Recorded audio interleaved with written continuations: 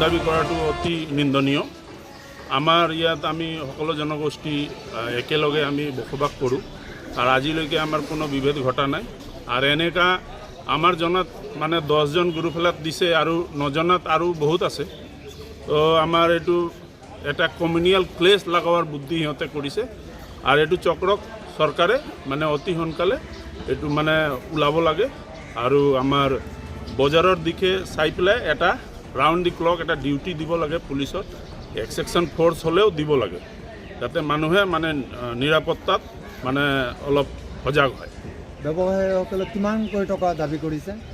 আমি জনামতে মানে প্ৰত্যেক যিমান আছে ডিমাণ্ড পত্ৰ তাতে 5 লাখকৈ ডিমাণ্ড কৰা আছে।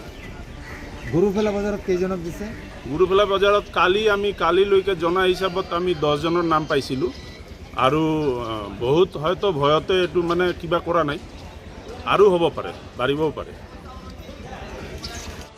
যোৱা শুকুৰবাৰ দিনা হোৱাটছআপ যোগেদি কিছুমান ব্যৱসায়িক সৰু সুৰা ব্যৱসায়িক ধন দাবী কৰিছে, কেলো 5 লাখকৈ কৰিছে।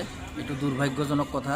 যি সময়ত আমাৰ অসম চৰকাৰ আৰু ভাৰত চৰকাৰে মানে শান্তি আনিছে দেশত কিবা অসমত, সেই সময়ত কেলোৱে আলোচনাত আহিও এই ধৰণৰ মানে কৰাটো দুৰ্ভাগ্যজনক কথা। তো এইটো আমি স্থানীয় বাসিন্দা হিচাপে আমাৰ NLAB সংগঠনৰ তৰফৰ পৰা আমি ধিক্কাৰ জনাইছোঁ। এইটো হ'ব নালাগে। এনেকুৱা মানে মানুহক আতংক কৰি মানুহক মানে মানসিক চাপ আৰু জীৱন শংকা ভোগাব নালাগে। কচুগাঁও আৰু গৰুফেলা অঞ্চলত কিমানজন ব্যৱসায়ীক ধন দাবী দিয়া বুলি আপোনালোকে? অনুমানিক গৰুফেলাত 20-25 জন আছে, কচুগাঁৱত 5-7 আছে, গোসাইগাঁৱতো 5-7 জন এনেকুৱা 5 লাখকৈ টকা বিচাৰিছে। হয়, 5 লাখকৈ বিচাৰিছে, হয়, টকা দিয়াৰ বাবে ভাবুকি প্ৰদান কৰিছে। ভাবুকি প্ৰদান কৰিছে।